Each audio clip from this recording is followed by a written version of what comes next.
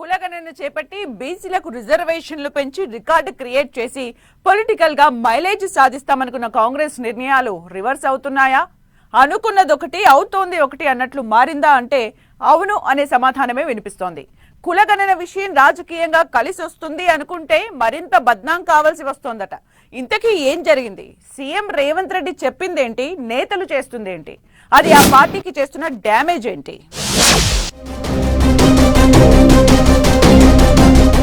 తెలంగాణలో కులగణన చేపట్టి బీసీలకు 42% రిజర్వేషన్లను పెంచి పొలిటికల్ గా మైలేజ్ సాధించాలని కాంగ్రెస్ ఆలోచన చేసింది.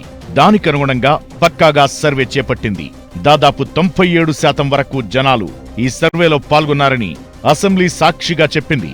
ముస్లింలు, బీసీలు కలిపి రాష్ట్రంలో 56% పైగా జనాలు ఉన్నారని సర్కార్ ప్రకటించగా, దీనిపై విపక్షాలతో పాటు సొంత పార్టీ నేతలు, బీసీ కుల సంఘాల నాయకుల నుంచి విమర్శలు వినిపిస్తున్నాయి.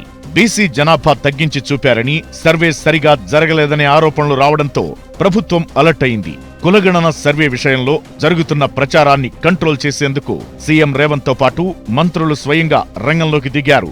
నష్ట నివారణ చర్యలు చేపట్టారు. సరే, తప్పు అని చెబుతున్న వారిని ఎక్కడ తప్పు జరిగిందో చెప్పాలని డిమాండ్ చేస్తున్నారు.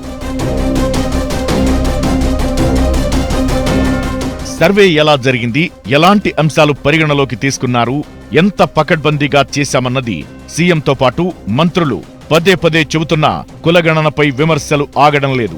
నెగటివ్ ప్రచారం కంటిన్యూ అవుతూనే ఉంది. దీంతో బీసీ నేతలను పిలిపించుకుని మరీ మీటింగ్ పెట్టారు సీఎం రేవంత్.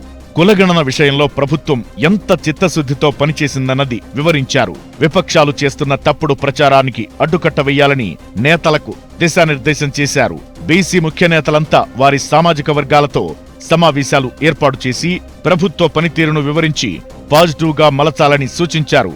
అయితే అక్కడే సీన్ రివర్స్ అవుతున్నట్టు కనిపిస్తోంది.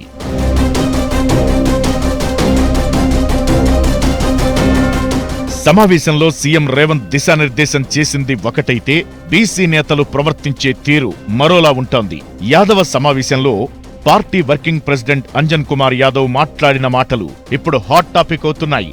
ప్రభుత్వానికి, పార్టీకి పాజిటివ్ గా మిగలాల్సిన మీటింగ్ పూర్తిగా నెగటివ్ అయిందనే గుసగుసలు వినిపిస్తున్నాయి. ప్రభుత్వంలో యాదవులకు ప్రాధాన్యత లేదని, మంత్రివర్గంలో అవకాశం లేకపోవడంతో పాటు పదవుల విషయంలో అన్యాయం జరిగిందని అంజన్ కుమార్ కామెంట్ చేశారు. ఇక్కడితో ఆగారంటే రెడ్డి సామాజిక వర్గాన్ని టార్గెట్ చేసి మాట్లాడినట్లు ప్రచారం జరుగుతోంది. ఇప్పటికే ఆ వర్గాన్ని టార్గెట్ చేస్తూ పార్టీకి చెందిన ఓ ఎమ్మెల్సీ ఘాటు వ్యాఖ్యలు చేస్తుండగా, ఇప్పుడు అంజన్ కుమార్ మాటలు మంటకు మరింత ఆజ్యం పోసినట్లయిందనే చర్చ జరుగుతోంది.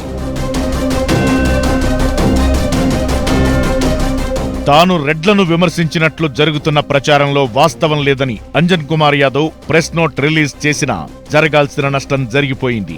ఇకటు పార్టీ మరో వర్కింగ్ ప్రెసిడెంట్ జగ్గారెడ్డి కూడా రంగంలోకి దిగారు. ఒకరిద్దరు నేతలు చేసే కామెంట్స్ పరిగణలోకి తీసుకోవద్దంటూ మ్యాటర్ కూల్చేసే ప్రయత్నం చేశారు.